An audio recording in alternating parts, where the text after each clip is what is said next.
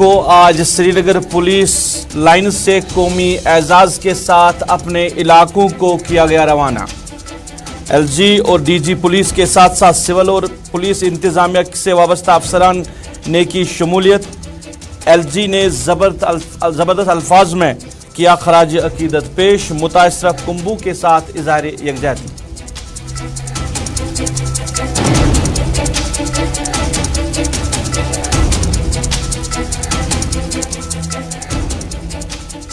सिदरा हलाकतों में एक का ताल्लुक श्रीनगर के बरजला बागात इलाके से। हलाकत की खबर सुनते ही लवाकिन पर टूटा आसमान। लवाकिन ने मामले को लेकर तहकीकात का दोहराया तालबा।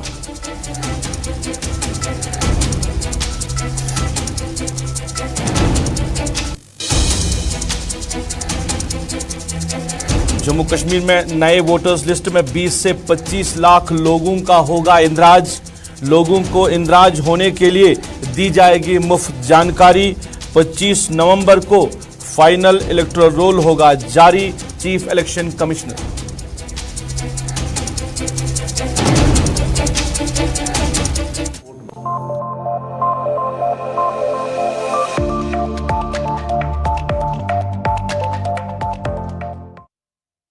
अस्सलाम वालेकुम नाज़रीन, सफर के 4 बजे हैं। आप गुलिस्तान के श्रीनगर स्टूडियो से बराह रास्त स्पेशल रिपोर्ट देख रहे हैं अपने मेज़बान सईद रूफ फारूकी के साथ। नाज़रीन, स्पेशल रिपोर्ट में कुछ अहम खबरें आप तक लाने की कोशिश करेंगे। शुपियान में जो कल हलाकत हुई है वहां पे किस तरह गमजदा है लोग, ये खबर भी आप तक पहुंचाएंगे। इसके साथ साथ इलेक्शन कमीशन ने प्रेस कॉन्फ्रेंस की। 25 नवंबर को जो फाइनल इलेक्टोरल रोल है वो जारी किया जाएगा। यानी इस साल 2022 में जम्मू कश्मीर में इंतखाबात अब नामुमकिन दिखाई दे रहे हैं। कुछ और खबरें हैं मगर सबसे पहले बात करेंगे पहलगाम हादसे के हवाले से। पहलगाम हादसे में हलाक हुए आईटीबीपी एहलकारों को आज श्रीनगर की जो पुलिस लाइन्स हैं वहां पे कौमी एजाज के साथ अपने अपने आबाई इलाकों में रवाना किया गया। आपको ये भी बताते चले कि इस हादसे में 7 जो एहलकार हैं वो हलाक हुए थे और 36 बाकी जख्मी हुए थे जिनका इलाज जो अस्पतालों में चल रहा है। लेफ्टिनेंट गवर्नर मनोज सिन्हा ने आज इस मौके पर ये जो वर्थ सेरेमनी है इसमें शमूलियत की। इसके साथ साथ डीजी पुलिस और सिविल इंतजामिया के जो आला अफसरान हैं वो इस मौके पर मौजूद रहे। लेफ्टिनेंट गवर्नर मनोज सिन्हा ने हलाक हुए एहलकारों को ज़बरदस्त अल्फाज में खराज अकीदत पेश किया और मुतासरा कुंबू के साथ इजहार यकजहती की। इस मौके पर डीजीपी पुलिस ने मीडिया से बात करते हुए कहा, एक तो उन्होंने जो ये हलाक हुए एहलकार हैं उनको खराज अकीदत पेश किया और इनके रोल के हवाले से, खासकर इन्होंने जो रोल निभाया है अमरनाथ यात्रा के दौरान, इस हवाले से उन्होंने बात करते हुए क्या कहा हम आप तक पहुँचा रहे हैं। के जवानों ने जो इतना लंबा अरसा जहां पर जम्मू कश्मीर पुलिस के साथ अपनी जिम्मेवारियां निभाई हैं उसके लिए हम हमेशा के लिए इनको आभार व्यक्त करते हैं। और अभी यात्रा के साथ ये लोग जो जुड़े थे और जब नेचुरल कैलेमिटी वहाँ गुफा के ऊपर थी और सबसे ज़्यादा तारीफ अगर किसी फोर्स की हुई तो आईटीबीपी की हुई कि लड़कों ने बहुत अच्छे से काम किया और रेस्क्यू में बहुत ज़्यादा कंट्रीब्यूट किया। यात्रा समाप्त होने पर ये लोग वापस लौट रहे थे। अनफॉर्चुनेटली गाड़ी जो इनको लेके आ रही थी वो हादसे का शिकार हुई और उसमें जितने लोग बैठे थे सारे के सारे जख्मी हुए। कुछ को ज़्यादा लगी, कुछ को कम और अनफॉर्चुनेटली 7 जाने इसमें जाया हुई। हम उनको ट्रिब्यूट पेश करते हैं, श्रद्धांजलि पेश करते हैं जम्मू कश्मीर पुलिस की तरफ से, आईटीबीपी की तरफ से, तमाम फोर्सेस की तरफ से, सिविल एडमिनिस्ट्रेशन की तरफ से और ऑनरेबल एलजी साहब खुद जहाँ पर तशरीफ़ लाए थे उन्होंने भी अपनी श्रद्धांजलि इनको अर्पित की है। हम लोग सब इनके ऋणी हैं, इन्होंने जो जहाँ पर जिम्मेवारी जो फ़र्ज इन्होंने निभाया है और हम इन परिवार के ताई अपनी संवेदना प्रकट करते हैं और ऊपर वाला उनको हिम्मत दे, हौसला दे। कितने डेथ हुए थे और इसमें इंजर्ड थे? देखिए सभी लोग 40 लोग जो चल रहे थे 40 के 40 ही जख्मी थे। इसमें 7 की डेथ होगी, 33 को वैक्यूएट किया था। जिन 33 को वैक्यूएट किया उसमें 4 की हालत थोड़ी ज़्यादा ख़राब है, उनके स्पाइनल इंजरीज वगैरह हैं। बेहतरीन इलाज उनका जहाँ पर हो रहा है। कल की वैक्यूएशन अगर आप देखें तो मुझे लगा कि इससे बेहतर और इससे फास्ट वैक्यूएशन हो नहीं सकती। बड़े कम समय के अंदर हर किसी को वहाँ से पहलगाम से अनंतनाग और फिर हेलीकॉप्टर के जरिए से सबको जहाँ पर all 33 were shifted to army hospital और वहाँ से 4 लोग आगे रेफर किए गए थे स्किम्स में, सुरा में, उनका भी इलाज चल रहा है। अभी फैसला करेंगे, अगर उनको कहीं और ज़्यादा स्पेशलाइज ट्रीटमेंट की ज़रूरत होगी तो DG-ITBP खुद आए हैं और DG-ITBP खुद देख रहे हैं, कल से खुद सुपरवाइज। नाज़रीन, पहले आपको सीधे जम्मू चलते हैं। वहां पे आम आदमी पार्टी के leader Pratap Jamwal press conference कर रहे हैं। प्रेस कॉन्फ्रेंस में वो क्या कुछ कह रहे हैं, पहले हम आप तक पहुंचा रहे हैं। ये कह के कि बैंक की रिक्रूटमेंट में धांधली हुई, ये धांधलियों का दौर भारतीय जनता पार्टी के दौर से ही शुरू हुआ और आज केंद्र प्रशासित प्रदेश जम्मू कश्मीर में भी, जिसमें पूरे तरीके से भारतीय जनता पार्टी ही केंद्र से जम्मू कश्मीर को चला रही है। आज जम्मू कश्मीर के नौजवान को आपने ऐसी कगार पे खड़ा कर दिया है जहां पे सिर्फ और सिर्फ धांधलियां ही नजर आ रही हैं, लेकिन हक और हकूक दिलाने के लिए सरकार कहीं भी इन नौजवानों के साथ खड़े नजर नहीं आ रही। आम आदमी पार्टी ये मांग करती है, जो कल्पड़ी ना आप उनको सजा दीजिए, जिन्होंने धांधली की है आप उनको सजा दीजिए। आपके लोगों ने जिन्होंने इस पेपर लीकिंग में जब चेन सूची के साथ छेड़छाड़ की है आप उनको सजा दीजिए, उनके नाम उजागर कीजिए, उनको जनता के सामने लाइए। लेकिन जिन नौजवानों ने दिन रात मेहनत करके, कड़ा प्रशिक्षण करके, कड़ी मेहनत करके इस सूची में अपने आप को लाया है, आप उनका भविष्य क्यों अंधकार में डाल रहे हैं, आप उनको इसकी सजा क्यों दे रहे हैं? लेकिन आज कोई भी इस बात को सुनने को राजी नहीं है। आम आदमी पार्टी आंकड़ों के आधार पे हम सरकार से ये सवाल पूछते हैं कि आपको कोई अधिकार नहीं है, जिस नौजवान ने मेहनत की है आप उसका भविष्य भी अंधकार में डालें। हम ये मांग करना चाहते हैं कि मेहनत किए हुए नौजवान के साथ कहीं भी कोई अन्याय नहीं होना चाहिए और कल्पित जो हैं, जो इसमें इन्वॉल्व हैं, आप उनको सजा दीजिए। आम आदमी पार्टी आपके साथ खड़ी है, आप दोषियों पे कार्रवाई कीजिए। लेकिन जिन्होंने कोई अपराध नहीं किया, अगर आप उन पे कार्रवाई करेंगे, उनके भविष्य के साथ भी खेलेंगे, तो आम आदमी पार्टी कभी भी इसको बर्दाश्त नहीं करेगी। तब आपको लगता है कि लगातार धांधलियों की बात सामने आ रही है, ठीक है, लेकिन सरकार जो है, ठीक है, आपने जो JKPSI का हुआ, CBI की रेड भी हुई, हालांकि उसमें गिरफ्तारी भी अभी तक कोई हुई नहीं, ठीक है। शक इस पे भी जाता है जो JKSSB के पूर्व चेयरमैन थे या उस समय के अधिकारी थे, जो 2020 में पहली नोटिफिकेशन आई, उन्हीं के टाइम पे ये सारा हुआ है। तो क्या आपको नहीं लगता कि उनको भी सरकार को कुछ साइड करना चाहिए ताकि एक इंक्वायरी जो है वो सही तरीके से, क्योंकि जो तंत्र में रहेंगे तो क्या वो इंक्वायरी उस तरह से करने देंगे? देखिए, बड़ी हैरानगी की बात ही सब इंस्पेक्टर्स की पूरी चयन प्रक्रिया में जो लोग शामिल थे, आज उनको DC बना के बिठा दिया, उन पे किसी तरह का कोई सवाल नहीं हुआ। क्यों? क्योंकि वो भारतीय जनता पार्टी के चहीते हैं। क्यों? क्योंकि वो भारतीय जनता पार्टी की वाहवाही करवाने में बड़ा अहम योगदान देते हैं। आज उनकी कुर्सी खतरे में नहीं है, लेकिन नौजवान का भविष्य आज खतरे में है। रेड हुई,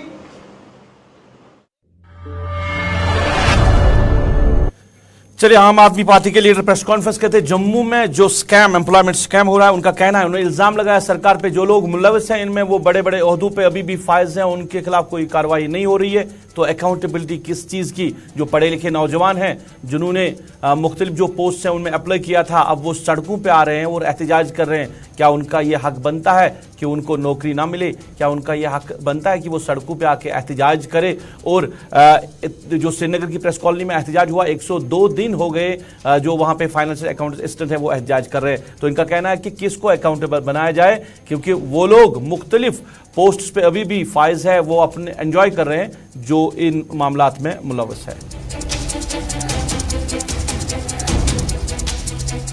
नाज़रीन, सिद्रा जम्मू के हवाले से बात करें, रात के तकरीबन 1 बजे के करीब वहां पे 2 मकानों में 6 डेड बॉडीज को पाया गया था, जिनमें एक का ताल्लुक श्रीनगर के बरजला बागात से है और बाकी 5 का ताल्लुक जो है वो डोडा से बताया जा रहा है। और श्रीनगर के जब बरजला बागात की बात करें तो नूरुल हबीब इसका नाम बताया जा रहा है, जो काफ़ी वक्त से लवाहकीन के मुताबिक जम्मू में ही रिहाइश पजीर था और प्राइवेट कंपनी में वहाँ पे काम भी कर रहा था। और जो उनके साथ 5 लोग थे वो उसी के साथ रह रहे थे, वो उसके घर में काम कर रहे थे, जिनको वो पाल रहा था, जिनकी वो रोजी रोटी का इंतज़ाम भी कर रहा था, ये लवाकिन का कहना है। और कुछ दिन पहले से ही घर वालों का उसके साथ रब्ता ना हुआ, उन्होंने पुलिस को इन्फॉर्म किया और पुलिस जो है वो सिदरा पहुंची, जहां पे उन्होंने घर वालों को इन्फॉर्म किया कि यहाँ पे डेड बॉडीज पाई गई है। तो बरजुला जो उनके लवाकिन वाकई रहते हैं वहाँ पे सफ़े मातम बिछ गया। लवाकिन के मुताबिक नूरुल हबीब जो है वो काफ़ी अरसे से जम्मू में रह रहे थे और अब श्रीनगर उनको आना था और इससे पहले ही यह हादसा पेश आया है। लोग जो उनके लवाकिन हैं उन्होंने पुलिस का शुक्रिया अदा किया कि पुलिस ने जल्द से जल्द उनको इतला तो दे दी कि असल हक़ाइक़ क्या है, क्या कुछ हुआ है, क्योंकि वो बेखबर थे इन सारे मामला से। अब उन्होंने ये यकीन है उनको कि ये ना कोई खुदकुशी है ना कोई और मामला है, बल्कि ये मर्डर है और इसकी तहकीकात जो है होनी चाहिए और असल हक़ाइक़ जो है वो सामने लाने की ज़रूरत है। और उन्होंने उम्मीद जताई कि हमें जम्मू कश्मीर पुलिस पर पूरा एतबार है कि वो सारे जो हक़ाइक़ है वो सामने लाएंगे।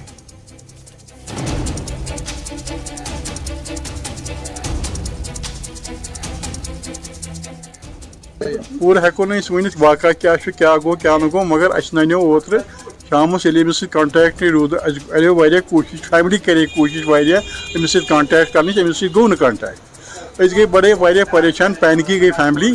पत कोर वन पुलिस करो रब्त, पुलिसन कोर वारिया मेहरबानी अस पे, तम सोज तोर टीम सिदा, तम कोर इन्फॉर्म अस मर्डर गोमुत यह कोर पुलिसन इन्फॉर्म। 6 बॉडी 10 4 नूरुल हबीब ये रोजान मल सस गरस मन, तत 4 फैमिली 2 बेस गरस मन। So we were shocked, we are still under shock. जनाब यूं वन तो थोड़ा बहुत इन क्या इस्तेमाल करान कोता का नूरुल हबीबस तकरीबन 7-8 वरी गई जमिस मज वन रोजान, यह सोशल वर्कर बनोमुत। अमिस मैरिज तर्मस कि वॉज बैचलर, एज वॉज 52-50, मगर यह वॉज बैचलर, यह वॉज सोशल वर्कर। अमिस फैमिली अडॉप्ट कर्म साइडस में रोजान नेबर, सो डोडच बोर फैमिली रोजान। अमिस सो फैमिली अडॉप्ट, तम गर एज ए मेड वगैरह काम करान, यह तिहन बचन तर्नावान वगैरह, कहीं फाइनेंशियल हेल्प करान। यह मनो अम गर सम फ्रीली यून गसन। तो यह सारी including Nurul Habib and that family सारी गम रात वाक़ पेश आव, तम ब्रोह गए तमिस नूरुल हबीब साहब अब पन्नी फैमिली मदर सत कत कर, सिस्टर सत कत ना नथिंग, बस नॉर्मल कत सिर्फ माजि वोनमुत बह यम योर, मे वारिया काल गो तरनस में, बह तर बह समख सारे अशनावन वशनावन गो मे वारिया काल वचनस, बह वुक तम बह तम मुलाकात। These were is last. Family की तरफ क्या अपील रोज ना बोल सेटिस्फाई, अच्छे पुलिस पर एतमाद, पुलिस कर। चलिए इधर मातम की बात करें, हलाकतों की बात करें तो कल शुपैयान के छोटी गांव में भी हलाकतें हुई। 2 पंडित सगे भाइयों पर नामालूम अफराद ने गोलियां चलाई, जिसमें एक भाई जो है वो जख्मों की ताब न लाकर दम तोड़ा, दूसरा अभी जो 90 बेस हॉस्पिटल है वहाँ पे ज़ेर इलाज है। और इस वाक़े की खबर सुनते ही पूरे इलाके के लोग जो है वो इस घराने की दाज बनाने के लिए वहाँ पे आए हैं और मातम में शरीक होने के लिए वहाँ पे आए हैं। हिंदू पंडित हो मुसलमान हो, सारे लोग जो है इलाके के वो गमज़दा है।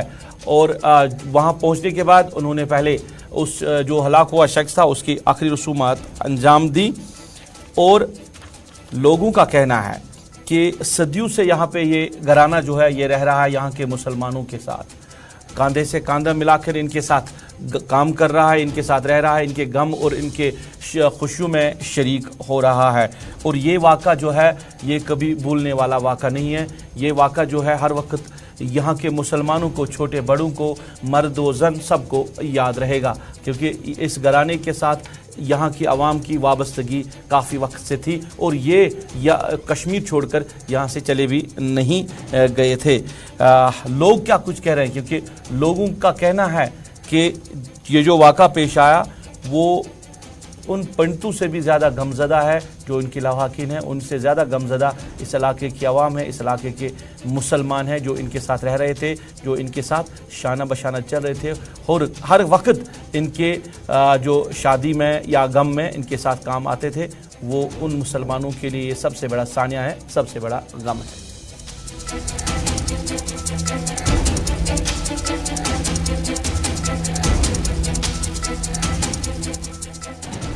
हम एक ही है, एक ही रहे, आज तक रहेंगे। मगर मसला ये हुआ, पिछले जब सोहनलाल का वाक़ा हुआ तब से ये बेचारे कभी घर से निकले नहीं, बागों में जाते नहीं, ये सिर्फ अंदर ही अपने घर में बैठते हैं। 10-20 दिन तक ऐसे रहा। 10-20 दिन के बाद थोड़ा थोड़ा ये बागों में निकल रहे हैं, सिर्फ गाय पालने के लिए, घास खाने के लिए गायों को लेते हैं। ये बेचारा किसी पार्टी के साथ वाबस्ता नहीं है, न सोहनलाल ने न हमें सोहनलाल का पता है, वो किसी पार्टी ने देखा नहीं, सुना नहीं, वो जनता पार्टी के साथ वाबस्ता है। और नहीं हमें ये आज तक पता है ये बेचारा घर से नहीं निकला, कब उन्होंने झंडा लहराया, किसने बताया, कहाँ दिखाया, कहाँ देखा उन्होंने। चलिए, मुसलमान गमज़दा है, इलाके की आवाम गमज़दा है और वहाँ के उनके रहने वाले जो उनके साथी है वो गमज़दा है। और इसके साथ साथ जो लवाकिन है, अब जो शख्स जिसकी मौत हुई है और दूसरा जो ज़ेर इलाज है, उनके जो लवाकिन हैं वो कह रहे हैं कि ये जो मामला पेश आया है इसकी सारी जिम्मेदारी ज़िला इंतज़ामिया और डिवीज़नल इंतज़ामिया को, क्योंकि इससे पहले भी उन पर एक हमला हुआ और उन्होंने कई बार ज़िला तरक्याती कमिश्नर शुपैयान और डिवीज़नल कमिश्नर को भी इस हवाले से इन्फॉर्म किया कि उनकी जान को ख़तरा है, मगर कोई खातिर खा इंतज़ाम जो है वो ज़िला इंतज़ामिया की तरफ से नहीं उठाए गए हैं, जिसकी वजह से ये इतना बड़ा हादसा पेश आया जिसमें एक नौजवान की मौत वाक़ा हुई है। और उनका ये कहना है कि अभी तक वो कश्मीर छोड़ के नहीं चले गए थे, मगर अब उनको लग रहा है कि वो यहाँ पे सेफ़ नहीं है, उनका यहाँ पे दम घुट रहा है, वो यहाँ पे जी के मर रहे हैं, तो इससे बेहतर है कि हम कश्मीर छोड़ के ही चले जाएं। आज ये इंसिडेंट हुआ, इसका कौन जिम्मेवार है? इसका जिम्मेवार पहले डीसी साहब हैं, उसके बाद ड्यूकॉम साहब हैं। इसलिए हम गवर्नमेंट से ये अपील करते हैं कि हम विदिन 24 आवर्स यहाँ से लिए छोड़ देंगे कश्मीर, हम जम्मू शिफ्ट हो रहे हैं। घर है यहाँ पे, परिवार है यहाँ पे, बगीचे हैं। अरे पेट्रोल लगा के इसको आग लगाओ, हमारे घर को, हमारे बागों को आग लगाओ। किस लिए? जब बंदे ही नहीं रहेंगे उनको कौन देखेगा? हमारे घर में कौन रहेगा? जब इंसान ही नहीं रहेगा तो घर में कौन रहेगा? हमारे को मकानों को क्या आग लगाना है? घरों को आग लगाओ, हमारे घरों को, हमें क्या करना है मकान को? चलिए, इधर इस मामले को लेकर बात करें तो डीजी पुलिस ने कहा कि शुपैयान मामले को लेकर जो हलाकत हुई है उसमें 2 अफराद की शिनाख्त हुई है और जो शिनाख्त हुई है उनको सख्त से सज़ा दी जाएगी। ये डीजीपी पुलिस का कहना है कि उन्होंने कहा कि 2 लोग जो इसमें मुलव्वस हैं उनकी निशानदेही की गई है और उनके खिलाफ पुलिस ने कार्रवाई शुरू की है। कल वाले केस में हम लोग पहचान कर चुके हैं कि उस केस में कौन इन्वॉल्व है, कौन 2 लोग आए थे जिन्होंने इसका कत्ल किया, उसका पता चल गया है और उसके लिए बराबर कार्रवाई जारी है, फॉलो अप एक्शन जारी है, सख्त दंड दिया जाएगा। नाज़रीन, जम्मू कश्मीर को लेकर बात करें तो अफवाहों का अफवाहें गर्म थी इंतखाबात को लेकर कि इस साल इंतखाबात हो सकते हैं। पहले बताया जाता अक्टूबर में इंतखाबात होंगे, फिर नवंबर या दिसंबर में इस साल इंतखाबात होंगे जम्मू कश्मीर में, मगर ये जो अफवाहें हैं ये अफवाहें रही, क्योंकि अब साल 2022 में जम्मू कश्मीर में फ़िलहाल इंतखाबात मुमकिन नहीं है। ये बताएंगे हम, क्योंकि चीफ इलेक्शन जो ऑफिसर है जम्मू कश्मीर के, उन्होंने जम्मू में आज प्रेस कॉन्फ्रेंस की। प्रेस कॉन्फ्रेंस में उन्होंने बताया कि जो पिछले 4 सालों से वोटर लिस्ट में कोई रिवीजन नहीं हुआ है और इस साल वोटर लिस्ट में रिवीजन किया जाएगा और तकरीबन 20 से 25 लाख जो लोग हैं उनका इंदराज होगा नए वोटर लिस्ट में, जिनको नए वोटर लिस्ट में रजिस्टर किया जाएगा। इसके साथ साथ उन्होंने कहा कि ये जो नए वोटर कार्ड होंगे ये अब आधार लिंक्ड बेस्ड होंगे और लोगों को जानकारी देने के लिए एक मुहिम भी चलाई जाएगी इस हवाले से। और उन्होंने कहा कि 25 नवंबर को फाइनल इलेक्टोरल रोल जो लिस्ट है वो जारी किया जाएगा, यानी 25 नवंबर के बाद ही अगर सोचा जाएगा इंतखाबात के लिए। तो इसीलिए ये मुमकिन है कि साल 2022 में जम्मू कश्मीर में अब इंतखाबात जो है वो मुमकिन नहीं होंगे। 25 नवंबर को फाइनल जो इलेक्टोरल लिस्ट है वो जारी किया जाएगा। एक तो जो एलिजिबल है सबके वोट उसमें आ जाएं, एरर फ्री इलेक्टोरल रोल हो, सबका फोटो इलेक्टोरल रोल में हो, सबका आधार नंबर उसमें दर्ज हो, तो एक ऐसी इलेक्टोरल रोल हो जो जिसमें कोई एरर ना हो। जो मैं उम्मीद करता हूं, क्योंकि 4 साल से समरी रिवीजन नहीं हुआ है, तो 20 से 25 लाख के आसपास वोट बन सकते हैं। तो ये मैसिव एक्सरसाइज है और सभी को, BLOs को, AEROs को, EROs को और डिस्ट्रिक्ट इलेक्शन ऑफिसर्स को सेंसिटाइज कर दिया गया। एक चीज़ जैसे आपको पता होगा कि एब्रोगेशन ऑफ 370, उसके बाद काफ़ी ऐसे लोग हैं जो पहले असेंबली में वोटर नहीं होते थे, लेकिन अब उनका नाम वोटर लिस्ट में आ सकता है। तो एक वो भी बड़ी तादाद में लोग अब आ सकते हैं अपना वोट दर्ज कराने के लिए। उसके लिए सिंपल है, जो रूल है पूरे कंट्री में, रिप्रेजेंटेशन ऑफ पीपल्स एक्ट में रूल है कि person should be ordinarily residing in the UT. जहाँ पे भी वो वोट बनवाना चाहता है वो वहाँ पे ऑर्डिनरीली रिजाइड करना चाहिए। ऑर्डिनरीली रिजाइड करने का जो डिसीजन है वो ERO को लेना है, जो वहाँ इलेक्टोरल रजिस्ट्रेशन ऑफिसर है या AEROs हैं कॉन्स्टिट्यूएंसीज में, वो इस बात को देखेंगे कि भाई ये यहाँ पे ऑर्डिनरीली रहता है, यहाँ पे इसकी नौकरी हो सकती है, वहाँ पे वो एजुकेशनल पर्पज़ के लिए भी रह सकता है, लेबर पर्पज़ के लिए भी रह सकता है, बिजनेस पर्पज़ के लिए भी रह सकता है। नाज़रीन, कांग्रेस पार्टी के हवाले से बात करें, वकार रसूल वानी को अब जम्मू कश्मीर प्रदेश कांग्रेस कमेटी का नया सदर मुंतखब किया गया था। इस हवाले से कई लीडरान जो है उन्होंने नाराज़गी भी दिखाई है, कई लीडरान जो है वो उन्होंने इस्तीफ़ा भी पेश किया है और कई का ये कहना है कि इस फैसले में उनको शामिल नहीं किया गया है। मगर इस फैसले के हवाले से अगर रजामंदी की बात करें तो वो भी अब सामने आ रही है। पार्टी के सीनियर लीडर जो है GN मूंगा, उन्होंने कहा है कि वो इस फैसले का खैर मकदम करते हैं। उन्होंने कहा कि ये फैसला पहले होना चाहिए था, अब देर आए तो दुरुस्त आए।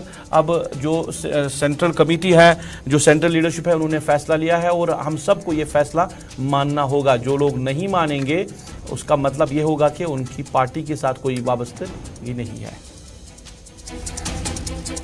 असल में ये जो डिसीजन आया है ये काफ़ी डिलेड डिसीजन है पार्टी हाईकमांड की तरफ से। It is much delayed decision, I should put it, because जब से हमने उनको कहा था कि यहाँ से कुछ हमारे अच्छे लीडर साहिबान थे जो हमारी पार्टी से चले गए, उस वक्त हमने उनको कहा था कि यहाँ चेंज, लीडरशिप की चेंज करने की ज़रूरत है।